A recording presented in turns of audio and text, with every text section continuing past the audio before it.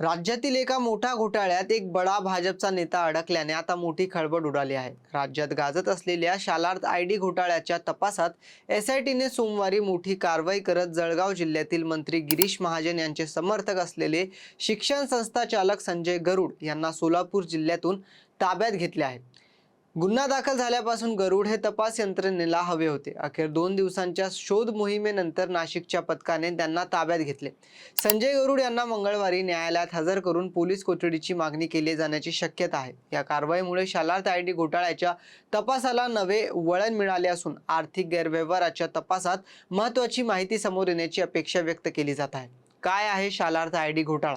एसआयटीचा तपास कुठपर्यंत पोहोचलाय? तसेच अटक झालेले संजय गरुड कोण आहेत पाहूयात आपल्या या व्हिडिओच्या माध्यमातून। नमस्कार, मी अनिकेत जाधव व तुम्ही पाहत आहात टाइम महाराष्ट्र। शालार्थ ही राज्य सरकारची अधिकृत ऑनलाईन प्रणाली आहे, ज्याद्वारे सरकारी व अनुदानित शाळांमधील शिक्षक व कर्मचाऱ्यांना वेतन दिलं जातं। प्रत्येक कर्मचाऱ्याला शालार्थ आयडी दिला जातो आणि त्याच्याच आधारे वेतन, पदोन्नती, सेवा बद्दल आणि गोष्टी निश्चित होतात।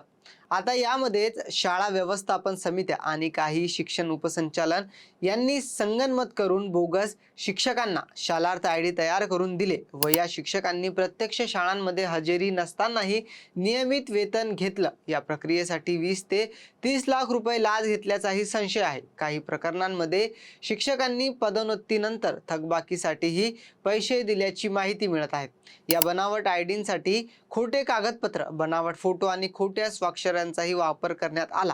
त्यांच्यासाठी स्वतंत्र बँक खाती उघडून नियमित वेतन व भत्ते पाठवले गेले। तपासादरम्यान समोर आलेल्या प्राथमिक माहितीनुसार संजय गरुड यांच्याशी संबंधित शेंदुर्णी एज्युकेशन संस्थेतील 177 शिक्षक आणि शिक्षकेतर कर्मचाऱ्यांचे शालार्थ आयडी अवघ्या एका दिवसात तयार करण्यात आल्याचा आरोप होत आहे। शालार्थ प्रणालीमध्ये इतक्या मोठ्या संख्येने आयडी एका दिवसात तयार होणे संशयास्पद मानले जात असून याच मुद्द्यावरून तपास यंत्रणेने सखोल चौकशी सुरू केली आहे। या आयडींच्या आधारे शासनाकडून वेतन अथवा इतर आर्थिक लाभ उचलण्यात आले का? निधी कोणाच्या खात्यात गेला? संबंधित कागदपत्रे आणि मंजुरीची प्रक्रिया कशी पार पडली याचा तपास एसआयटी करत आहे।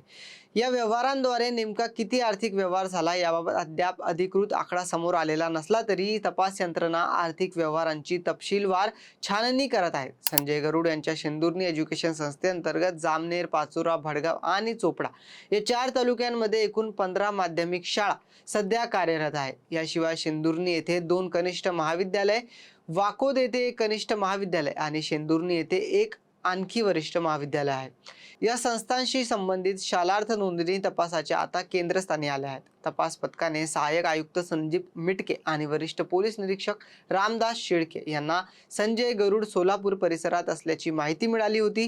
त्यानंतर पथकाने 2 दिवस सोलापूर परिसरात शोध मोहीम राबवली। संशयित वारंवार ठिकाणे बदलत असल्याने त्यांच्या माग काढणे आव्हानात्मक ठरत होतं।